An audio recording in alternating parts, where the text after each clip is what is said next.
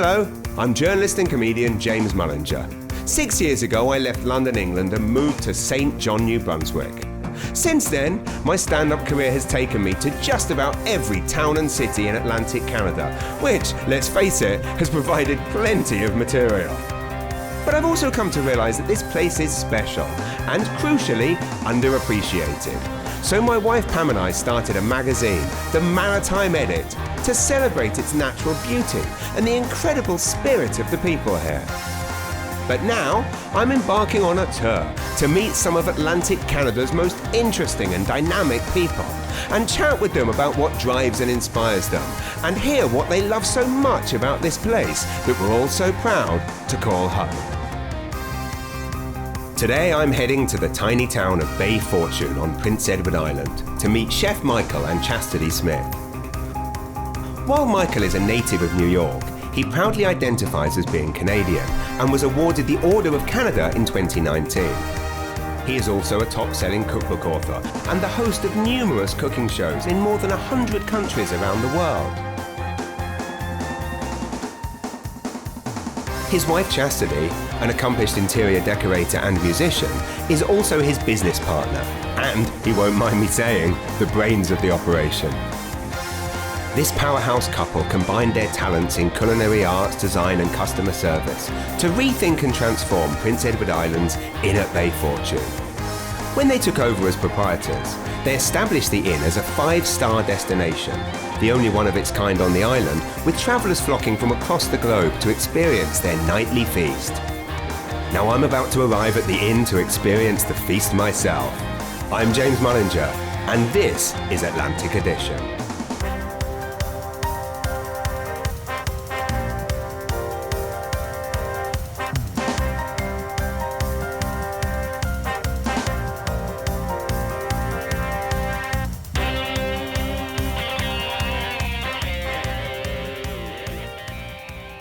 I have to be honest with you, I've got a massive crush on Chef Michael Smith. He's just the coolest guy and also the nicest guy. Yeah, his wife Chastity is pretty amazing too.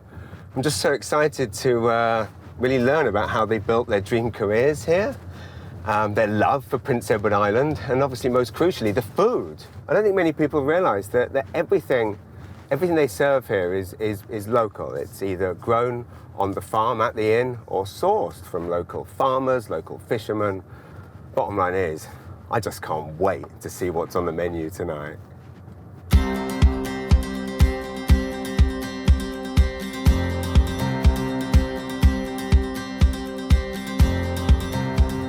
And here we are. Looks absolutely beautiful.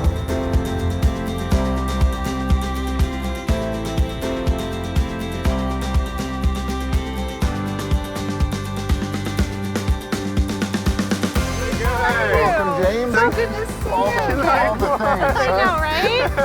I am so excited to be here. Aww. Look around. I know, right? Not bad. Have a seat. Thank you very Let's have much. a chat. This is a dream. Not a bad place to hang out, eh? You quite literally live in paradise, and it's like it's your paradise.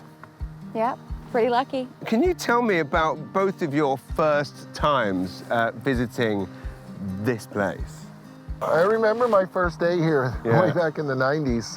I guess it would have been 1992. And the fellow that owned the inn at the time, my boss, showed me around the neighborhood, and he showed me the back beach. And I went back later that day with my Jeep and drove all the way down to the end of the beach. So I drive through the stream. It wasn't a stream. I sunk my Jeep in the run, day one, back beach.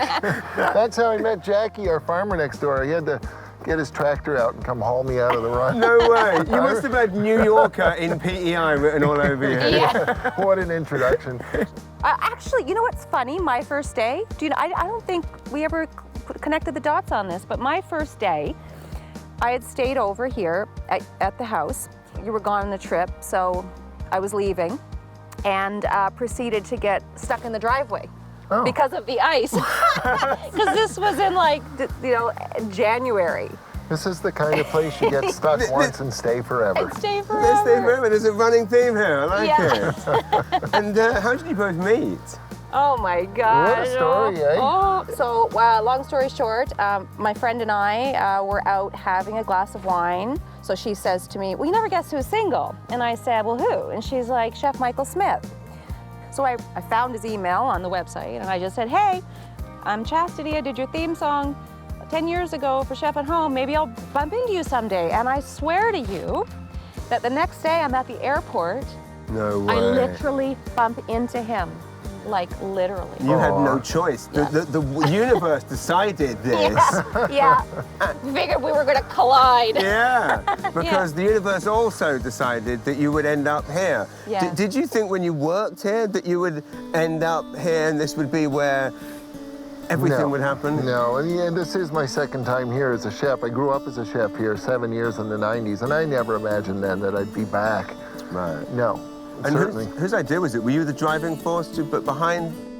Our youngest daughter was 2, and I was kind of getting ready to get out into the work world again, and we'd often talked about a brick and mortar place. So when this came up, it was like almost, wow, like. We'll it's just hire some people. It'll be a nice, fun little side project, and we'll be Yeah. home for supper at 5 every day. Yeah. Whatever. Yeah. No. No. If you're gonna come here and you're only gonna be able to do this once, we want you to feel like a rock star, you know? We live with that philosophy and we transfer that onto our staff, and so they feel valued, and then thus the people that come through the door feel valued. I mean, how many people do you have working at any given time?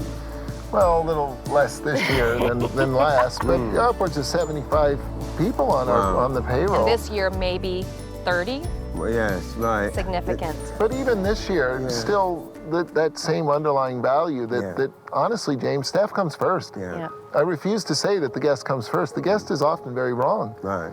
You know, they get to believe that they're right, but the staff comes first.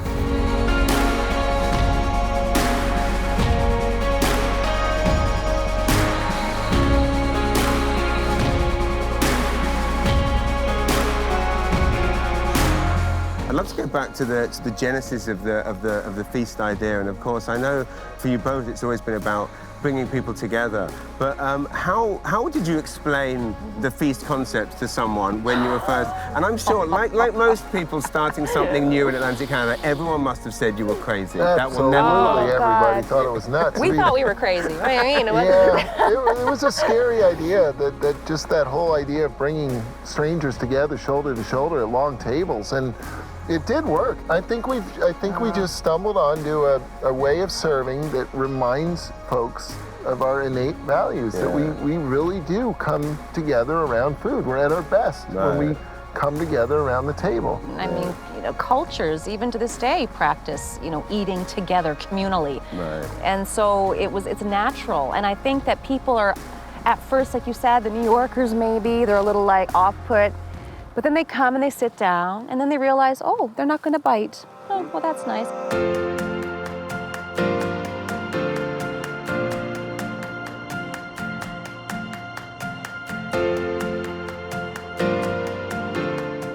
Can you tell me about the first time you kind of explored Prince Edward Island and what it is that you love about this place and the people? Well, I grew up here. I was born in Newfoundland, but raised here. And so my first experience is being on my grandmother's farm and smelling her lilac trees and seeing the horses and the cattle roaming around, you know, and going to Cavendish, where everybody wanted to go.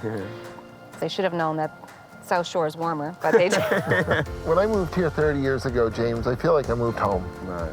This is one of those rare and unique places in the world where you can really ground yourself, where we're close to everything that matters in life. You know, we're part of a real community. We're surrounded by hardworking families. Our values are real, and it's just in front of us every day. You know, it's just a beautiful place to be, and we feel so blessed. One of our strategies as a family has always been that we don't have to do this for a year, that we don't have to open the inn and run it 12 months out of the year. We have enough. We don't need more. It's enough to do it half the year. You know, it's enough for us, for our family, and for the families that are part of our community. Yeah, you know, and we also know that it's summer where the bounty Right. with the time of year of bounty. And so we want to support our local fishermen and farmers. So how can we be ambassadors to the island in the winter? Because we'll never have a truck pull up taking things from, you know, California to our door. You know, that's not going to happen. As the people that have provided anyone that has visited's greatest meal ever, what are your favorite meals? Well, Mine is Michael's Caesar salad. Is it, yeah? Nice. With some grilled steak, perhaps, or roasted chicken. sure.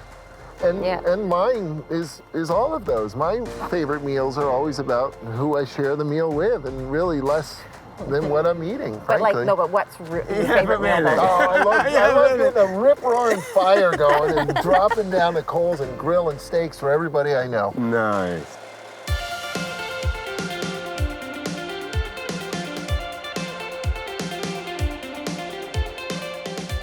What advice would you give to anyone that was looking to do something new and original in Atlantic Canada? You know, and because as we know, when you come up with a new and original idea, you say that you're going to do one of the world's greatest restaurants in a small town in PEI, you say you're going to be a comedian in Rosso, whatever it is, whatever ridiculous idea someone has, there are people saying that's impossible. What advice would you give to an entrepreneur to further their ideas in this beautiful place? I think you said it already, babe. Stick to your guns. Trust your gut. Yeah. Go for it. You know, and celebrate this place. Celebrate this place. We are so lucky to be Atlantic Canadians, and we have so much here, and for so long we've missed it. Yeah, So too let's busy trying celebrate to it. leave, right? Too busy trying to go somewhere to make money. If you really thought about it long enough, you probably have come up with some really great idea that just hasn't been done yet, you know? And get ready to work. You're, Work. can you say that? Can you Yeah, say you can say that. Ass? Okay, Yeah.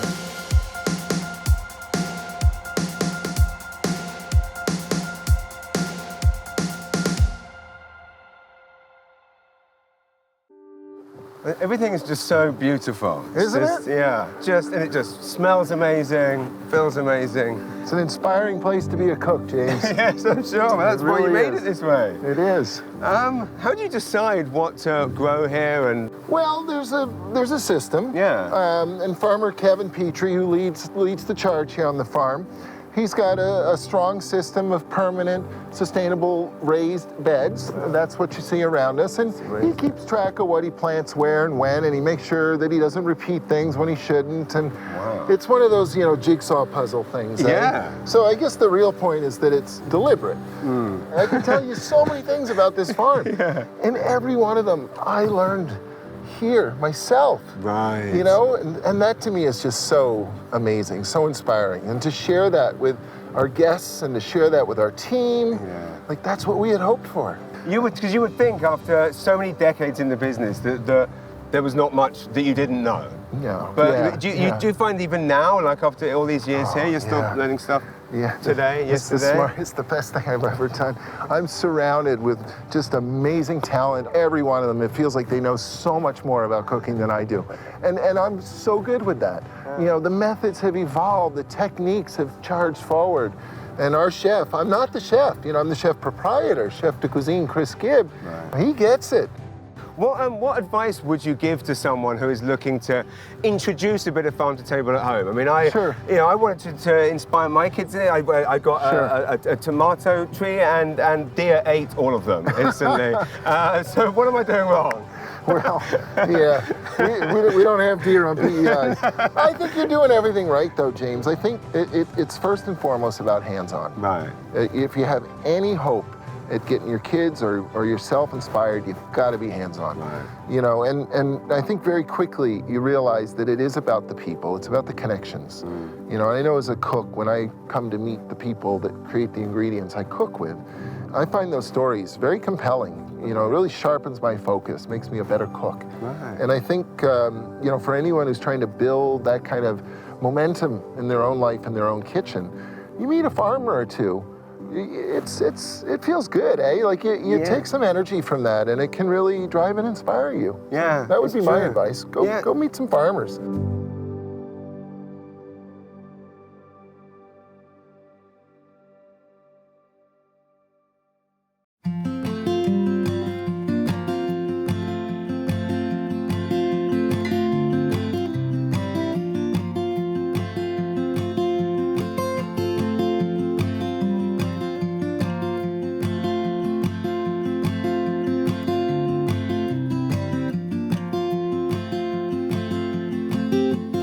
These are a small sort of heirloom variety of tomato that we grow. Wow. And if you look, these are good, healthy plants. They're vibrant. There's no defects. Nothing's wrong with them. And the reason for that is actually this plant. No way. So the marigolds. So notice how we've got marigolds growing all the way down the edge of the greenhouse here. And we intersperse them with the tomato plants because these are, on an organic farm, these serve as a pesticide. What we've also discovered here, and this is one of the most mind-blowing things I think we found, is the affinity that the tomatoes and the marigolds have for each other. The flavor of it, eating it together. No way. Do it. Amazing, I'd love to. So I literally just pick. Eat it. Eat the leaves. The leaves Eat and the green. flowers. Perfect, all of it together. Okay. All together. Those leaves in particular. Isn't that amazing?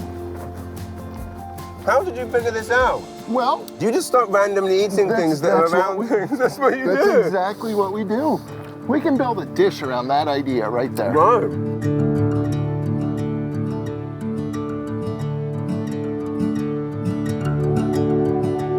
So given that you've kind of created the whole essence of a feast and in packing strangers around the table, how did you kind of transition it into how things need to be now? How did we move forward? I mean, I think I'll be asking myself the rest of my life that question, James. All over the world, I watched like amazing, off the hook Michelin level restaurants pivoting to takeout. Right. Takeout. In a Michelin 3-star restaurant doing takeout. Well, if they can do it, well, we can do it. Right. And that somehow, in the churn of it all, led to picnics. Right. Picnics on the front lawn. Because the picnic is the equivalent of the feast in It takeout saved form. us, James. It saved us. Yeah. It saved the business. It saved our team. Yeah. It put them to work. It put them to work safely. Yeah. They didn't have to see the guests. They were inside the building safe. Yeah. And they knew that they would have a good year and they could go home in the winter and take care of their families. And at the same time, it saved us because they were picnics. There were families and kids having a good time, gathered together around food, good food. We're working hard, we're putting good food together. All those families coming together around it saved us. It just reminded us that working hard, creating good food, bringing people together around that food, those are the values that drive this business. And in the midst of all this, to see those same values charging us forward, what a validation.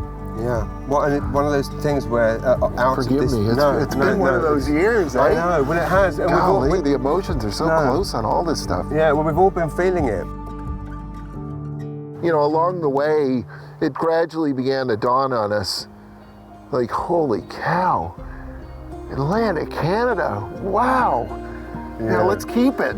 Let's keep it. I know. But man, oh man, how did we get it so right? Did it hurt to have to not pack people around a table because that was the whole ethos? That must have felt. It did. It felt really good to see those picnic tables. It felt equally good to move on to the feast again. Yeah. So we put that away in early September and decided to keep the entire team on, even though we were just so crazy busy with those picnics. We just stopped doing them and wanted to get back to focusing on our own experience. And here we are. Amazing. Here we are. Well, I can't wait for the feast, as you can imagine. And the oysters, eh? And the oysters. We got them.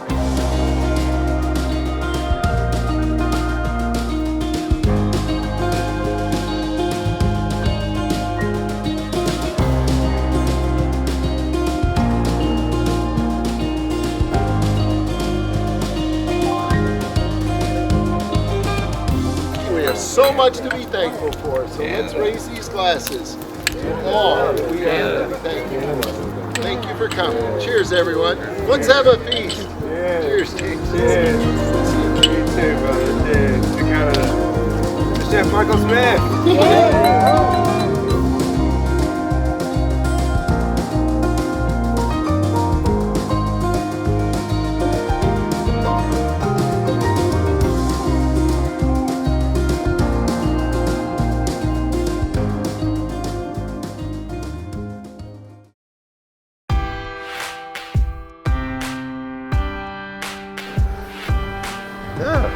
table for one. Don't mind if I do.